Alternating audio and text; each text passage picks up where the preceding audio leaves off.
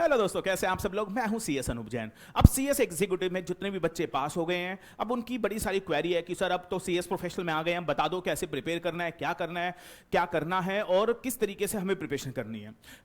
ये सारे सवालों के जवाब मैं आपके सामने लेकर आ गया हूं। मैं Anoop Jain, I am having experience of more than 15 years of teaching CS professional. CS professional को पढ़ाने का बेटा मोर देन 15 साल से ज्यादा का एक्सपीरियंस है मुझे, और उसी एक्सपीरियंस और एक्सपर्टीज के बेसिस के ऊपर हम आपको जो एक्सपर्ट गाइडेंस आपको देने वाले हैं, आपको ये गाइडेंस कहीं पे भी नहीं मिलेगी। जो बातें हम आपको बताएंगे, जो एक्सपीरियंस हम आपके साथ आप शेयर करने वाले हैं, बहुत क्रूशियल होने वाला है। तो बड़े ध्यान से जितने भी एग्जीक्यूटिव के स्टूडेंट पास हुए, ध्यान से सुनिएगा, एक एक शब्द को लिख लीजिएगा, क्योंकि सर ये जो गाइडेंस हम आपको देने वाले हैं कि आप प्रोफेशनल को प्रिपेयर कैसे करना है और रैंक कैसे लाना है और पास कैसे होना है, तो सर उसका अब यहां से शुरुआत हो रही है, यहां से जो मैं आपको बताने जा रहा हूं। ठीक है, अब सबसे पहला जो सवाल है यहां पे आप समझिए, अपने सब्जेक्ट को समझिए। सबसे पहले सीएस प्रोफेशनल न्यू सिलेबस के अंदर आपके दो ग्रुप है, ग्रुप 1 ग्रुप 2। हां जी, सिर्फ दो ही ग्रुप हैं। पहला पेपर है बेटा ड्राफ्टिंग। अच्छा, इन सब्जेक्ट के अंदर क्या है, इनके ऊपर भी डिटेल में वीडियो हम आपको बताएंगे कि ड्राफ्टिंग के पेपर में क्या पढ़ने को मिलेगा या ईएसजी के पेपर में क्या पढ़ने को मिलेगा, ये डिटेल में बताएंगे। लेकिन अभी आपके जो कॉमन क्वेश्चन है, जो कॉमन क्वेरीज हैं, उसका मैं जवाब देने वाला हूं। ध्यान से सुनेंगे प्लीज। सबसे पहला जो सवाल है, कितने ग्रुप देने चाहिए हमें, मतलब एक ही ग्रुप दे या दो ग्रुप दें। तो इसके बारे में मैं आपको पहले बताने से पहले आपको यह समझना पड़ेगा कि सर आपके सीएस प्रोफेशनल के अंदर दो ग्रुप है, that is group 1 and group 2। जो ग्रुप 1 है उसके अंदर 4 पेपर है। जो पहला पेपर है that is drafting, CMA DD, ESG, और चौथा पेपर इलेक्टिव। अभी बात करेंगे इलेक्टिव कौन सा चूज करना चाहिए। और जो ग्रुप 2 है उसके अंदर बेटा 3 पेपर है, एसएमसीएफ, सीआरवीआई एंड इंसॉल्वेंसी। तो टोटल मिला के 7 पेपर है। ड्राफ्टिंग, अच्छा जो ये ड्राफ्टिंग का पेपर है, इसके अंदर आपको ड्राफ्टिंग के बारे में सिखाया जाएगा, sale deed, lease deed, mortgage deed कैसे बनाई जाती है, नोटिस, और ये सारी चीजें सिखाई जाएंगी। लेकिन सब्जेक्ट के बारे में डिटेल में समझने से पहले मैं आपको कुछ बेसिक क्वेश्चन के बारे में आपको जवाब देने वाला हूं। ठीक है, अब सबसे पहला सवाल ये है कि ग्रुप 1 में जो ये 4 पेपर हैं और जो ग्रुप 2 में ये 3 पेपर हैं, इसके अंदर ध्यान से समझिएगा 2 पेपर बेटा इलेक्टिव है। 2 पेपर इलेक्टिव हैं, एक इलेक्टिव पेपर यहां पे है और एक इलेक्टिव पेपर यहां पे है। तो सबसे पहला यह सवाल उठता है कि सर आपको इलेक्टिव कौन सा चूज करना है, that is a big question. तो ध्यान से सुनना, सबसे पहले ग्रुप 2 में आ जाओ बेटा। ग्रुप 2 में ये 2 पेपर तो आपके मैंडेटरी हैं और इसमें इलेक्टिव पेपर है। इलेक्टिव पेपर में आपके कुछ ऑप्शन है, 4-5 ऑप्शन हो गए शायद, और उन ऑप्शन में से आपको सिर्फ इंसॉल्वेंसी ही लेना है। मैंने अभी सीएस प्रोफेशनल ग्रुप 1 और ग्रुप 2 का ऑलमोस्ट हमने कोर्स खत्म करवाया है, तो अब हमें इन सारे पेपर के बारे में ऑलमोस्ट सारी चीजें बहुत डिटेल में समझ में आ चुकी हैं कि पेपर क्या है, क्यों है, कैसे है। तो आपको इलेक्टिव में क्या चूज करने वालों, आपको इलेक्टिव में इंसॉल्वेंसी चूज करना है बेटा। कोई भी कुछ भी कहे, आपको इंसॉल्वेंसी ही चूज करना है। इसका रीजन है, द रीजन इज बिकॉज जो ये पेपर है ना आपका corporate restructuring, valuation and insolvency, इसके अंदर भी बेटा इंसॉल्वेंसी का पोर्शन है। और ये जो इंसॉल्वेंसी का पोर्शन सेकंड पेपर सीआरवीआई में भी है। तो अगर आप ये इंसॉल्वेंसी इलेक्टिव में ले लेते हो, तो मैं आपको बताना चाहता हूं सीआरवीआई के अंदर और इंसॉल्वेंसी का जो सिलेबस है वो ऑलमोस्ट 80% सेम है। सीआरवीआई का और इंसॉल्वेंसी का ऑलमोस्ट 80% सिलेबस सेम है। यानी इलेक्टिव पेपर अगर आपने इंसॉल्वेंसी का लिया तो आपको बस 20% एक्स्ट्रा पढ़ना पड़ेगा और कुछ नहीं पढ़ना पड़ेगा, क्योंकि बाकी सारी चीजें तो सीआरवीआई के अंदर ही कवर हो जाएंगी। तो आप मुझे बताओ, अगर आप इंसॉल्वेंसी का पेपर ले लेते हो तो आपको नहीं लगता ग्रुप 2 में आपके 3 पेपर रहे ही नहीं, आपके एक्चुअली पेपर 2 ही हैं। डोंट यू थिंक आपका level of burden of 1 paper gate reduced? तो इसलिए हम स्ट्रांगली रिकमेंड करते हैं कि आपको कौन सा पेपर लेना चाहिए, आपको इंसॉल्वेंसी का पेपर लेना चाहिए, strictly recommended. And I am telling you the future is insolvency, I am telling you, क्योंकि इंसॉल्वेंसी के अंदर बहुत काम आपको मिलेगा। तो इसलिए स्ट्रिक्टली एडवाइज कि आपको बेटा तीनों मतलब थर्ड जो पेपर इलेक्टिव में से आपको इंसॉल्वेंसी चूज करना चाहिए, क्योंकि 80% ऑफ द सिलेबस सीआरवीआई का पेपर और इंसॉल्वेंसी के पेपर का सेम है। समझ आया आपको? Now back to the group number 1। अब ग्रुप 1 में कितने पेपर है? ग्रुप 1 में बेटा आपके 4 पेपर है। अब जो ये ग्रुप 1 में 4 पेपर है, ध्यान से सुनिएगा, इसमें आपको इलेक्टिव पेपर, यहां पे बहुत कंफ्यूजन है भाई, यहां पे बहुत जबरदस्त कंफ्यूजन है। तो यहां पे आपको कौन सा इलेक्टिव पेपर लेना चाहिए, तो लिखिएगा यहां पे जो आपको इलेक्टिव पेपर लेना है वो आई वुड रिकमेंड यू, आपको लेना है बेटा सीएसआर। आपको कौन सा पेपर लेना है? CSR, corporate social responsibility.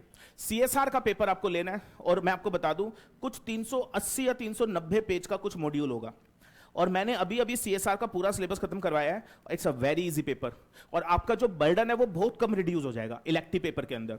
तो आपको स्ट्रिक्टली मेरी तरफ से रिकमेंडेशन है, आपको सीएसआर का ही पेपर लेना है, क्योंकि काफी इजी है। देखो जरा ध्यान से समझो, मैं कह रहा हूं यहां पे तुम सीएसआर का पेपर ले लो, तो क्या आपको नहीं लगता ये वाला पेपर बहुत इजी हो जाएगा? और ये वाला तुमने इलेक्टिव ले लिया अगर इंसॉल्वेंसी, ये तो आपका ऑलरेडी सीआरबी में कवर्ड है। तो मैं आपको बता दूं दोनों इलेक्टिव पेपर का बर्डन आपका ना के बराबर रहेगा, और आपको ऐसा लगेगा कि सीएस प्रोफेशनल में 7 पेपर है ही नहीं, पेपर एक्चुअली 5 ही है। तो हाईली रिकमेंडेड कि आपको सीएसआर ही लेना चाहिए। मेरी बात समझ में आई? प्लस एग्जाम पर्पस के लिए बेटा आपको सीएसआर ही लेना है। मैं अननेसेसरी अपने बर्डन ऑफ वर्क को क्यों बढ़ाऊंगा? पेपर पास करना भी तो है मुझे। मेरी बात समझ में आ रही है? प्लस कई बच्चे बोलते हैं नहीं सर हमें तो आईपीआर लेना है, हमें तो आईपीआर लेना है, हमें तो नॉलेज चाहिए। देखो हमने इसके लिए क्या प्लान बनाया पता है? आप पेपर के लिए सीएसआर ले लो, आसान हो जाएगा, हम आपको सीएसआर तो करवा ही देंगे, तो पेपर के लिए क्या ले लो? सीएसआर ले लो। प्लस जो नॉलेज पर्पस के लिए ना आईपीआर का पेपर और आईपीआर की पूरी नॉलेज हम आपको फ्री ऑफ कॉस्ट दे देंगे। मतलब आईपीआर का पूरा पेपर आपको फ्री ऑफ कॉस्ट मिल जाएगा सीएसआर के साथ। लेकिन एग्जाम कौन सा देना है? एग्जाम सीएसआर का ही देना है। इससे फायदा क्या होगा? इससे बहुत फायदा होने वाला है, आपका बर्डन बहुत कम हो जाएगा। भाई आईपीआर के अंदर कुछ 600 650 पेज का मॉड्यूल है, तो मैं अपने लेवल ऑफ वर्क को, हार्ड वर्क को क्यों बढ़ाऊंगा? मेरा दिमाग खराब है क्या? इसलिए सर आपको कौन सा पेपर लेना चाहिए? सीएसआर। और जहां तक नॉलेज की बात है, जब आप सीएसआर की क्लास हमसे लेंगे तो हम आपको आईपीआर उसके साथ फ्री दे देंगे। लेकिन आईपीआर पेपर के लिए नहीं पढ़ना है, आईपीआर नॉलेज के लिए पढ़ लेना, बाद में कोई दिक्कत नहीं है। तो that is my recommendation that for you कि आपको कौन सा पेपर लेना चाहिए बेटा? आपको सीएसआर का पेपर लेना चाहिए। नाउ अब मैं आपको ये पेपर आपको, अच्छा एक चीज सुन लो, यहां पे जो ग्रुप 2 है उसमें जो पेपर है एसएमसीएफ, इसका नाम है strategic management and corporate finance, CRVI corporate restructuring valuation insolvency. Elective paper कौन सा लोगे? इंसॉल्वेंसी का। Are you getting this? फिर ये पेपर है ड्राफ्टिंग। उसके बाद जो ये पेपर है दैट इज सीएमएडीडी, इसका मतलब है compliance management audit and due diligence. और फिर थर्ड पेपर है ईएसजी, ये सबसे भयानक पेपर माना जाता है, एनवायरमेंटल सोशल एंड गवर्नेंस। और इलेक्टिव पेपर में आपको सीएसआर लेना है। तो सर अगर आपने, हाँ जी, तो पहला क्वेश्चन का मैंने आपको जवाब दे दिया। इलेक्टिव कौन सा चूज करना है बेटा? इलेक्टिव सेकंड ग्रुप के अंदर आप इंसॉल्वेंसी चूज करेंगे और फर्स्ट ग्रुप के अंदर आप सीएसआर चूज करेंगे। It is that simple guys, it is that simple. मेरी बात समझ में आ गई है? बिल्कुल मेरी बात को समझ लीजिएगा। 15 साल से जो हम लोग बच्चों को पढ़ा रहे हैं, करवा रहे हैं, उसके बेसिस पे बता रहा हूं, that would be the best option for you. I hope you understand this. Yes now अब सवाल ये उठता है कि कितने ग्रुप दें सर? ग्रुप 1 दें या ग्रुप 2 दें? मेरी हाईली रिकमेंडेशन है, मैं आपको बता दूं, दोनों ग्रुप आपको देने हैं।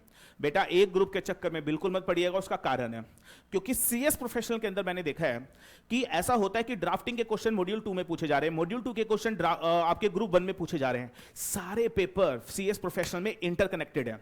हो सकता है ग्रुप 1 के अंदर, अब ईएसजी है, ईएसजी के अंदर बेटा यहां पे आपको एलओडीआर देखने को मिलेगा। आपने पढ़ा है एलओडीआर?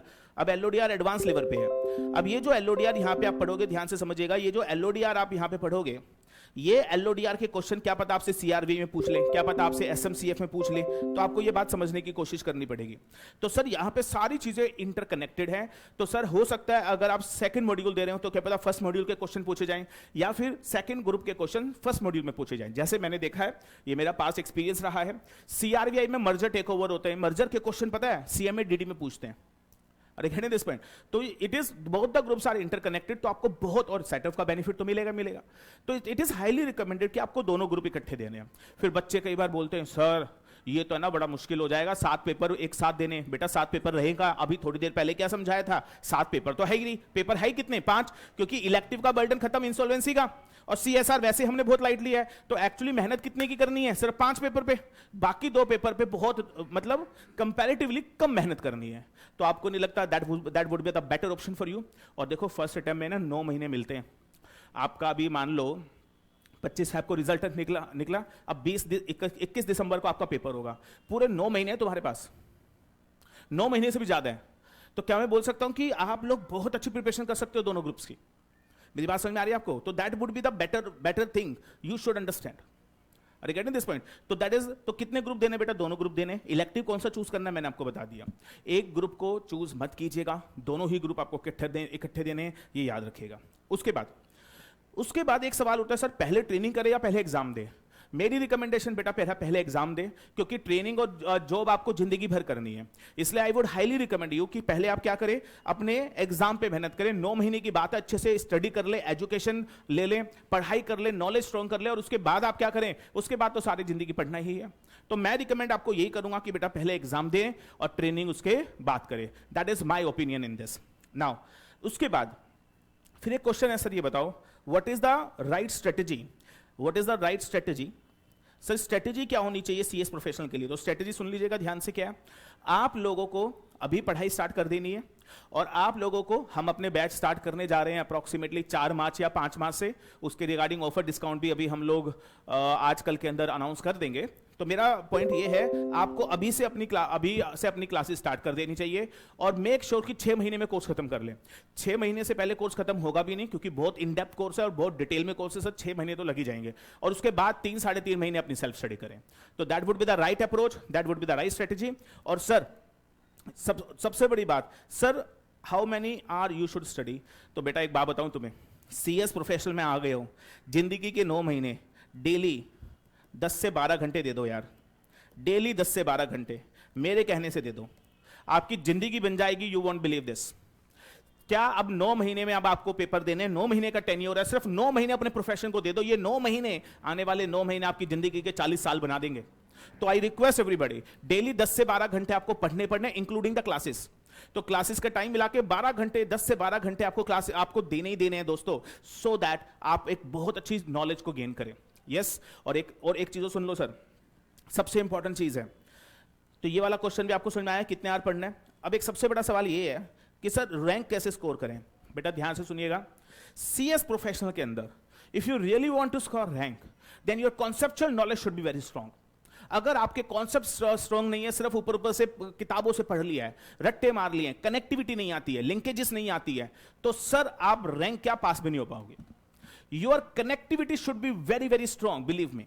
अगर आपकी कनेक्टिविटी बेटा स्ट्रांग है तभी आप क्या कर सकते हो, अगर आपकी कनेक्टिविटी स्ट्रांग है तभी आप क्या कर सकते हो, एग्जाम को क्लियर कर सकते हो, रैंक ला सकते हो। कॉन्सेप्चुअल क्लैरिटी बहुत स्ट्रांग होनी चाहिए। मेरी बात समझ में आ रही है? एक्चुअली एक बात और बता दूं, ये जो 7 पेपर है ना सीएस प्रोफेशनल के, इनका जो बेस नॉलेज वो कंपनी लॉ और सिक्योरिटी लॉ है। मतलब 7 पेपर में आपको कहीं ना कहीं कंपनी लॉ, सिक्योरिटी लॉ की कनेक्टिविटी देखने को मिलेगी। और बहुत सारे बच्चों का कंपनी लॉ, सिक्योरिटी लॉ वैसे वीक होता है, इसलिए हम अपनी क्लासेस में क्या करते हैं पता है, कंपनी लॉ, सिक्योरिटी लॉ का बेस लेके चलते हैं, क्योंकि वी प्रिज्यूम कि बच्चे को कुछ नहीं आता। तो अगर आपको कंपनी लॉ, सिक्योरिटी लॉ नहीं भी आता, जो इन दोनों ग्रुप की रिक्वायरमेंट है, हम आपको पूरा 0 लेवल से वो सारी चीजें करवाएंगे। तो अगर आपका कॉन्सेप्ट स्ट्रांग होगा, कॉन्सेप्चुअली क्लैरिटी होगी, तो आप जरूर रैंक लेकर आ पाएंगे। और रैंक लाने के लिए आपको क्या करना है, दोनों ग्रुप देने, 10 से 12 घंटा रोज पढ़ना है। And I am telling you, conceptual clarity के ऊपर ज्यादा फोकस करना है, क्योंकि एग्जाम पता है सीएस प्रोफेशनल में केस स्टडी बेस्ड आएगा। और सर रट्टे मारने वाले तो वैसे पास नहीं होंगे, क्योंकि जब केस स्टडी आएगी तो कॉन्सेप्चुअल क्लैरिटी नहीं होगी, तो कैसे पास हो जाएंगे आप?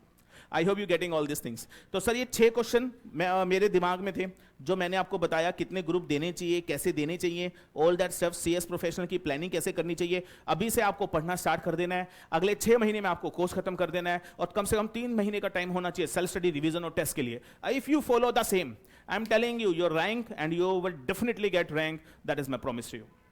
आई होप ये सारी बातें आपको समझ में आ रही है बेटा। और इसके अंदर कुछ रॉकेट साइंस है ही नहीं, मैं बता रहा हूं आपको, दिस नो रॉकेट साइंस। आपको सिंपली ये चीजें करनी है। देखो क्या, दोनों ग्रुप देने हैं, अभी से पढ़ना स्टार्ट करना है, 6 महीने के अंदर कोर्स खत्म करना है, daily, one more time guys एक बार बताओ, और आपको डेली 10 से 12 घंटे पढ़ने हैं।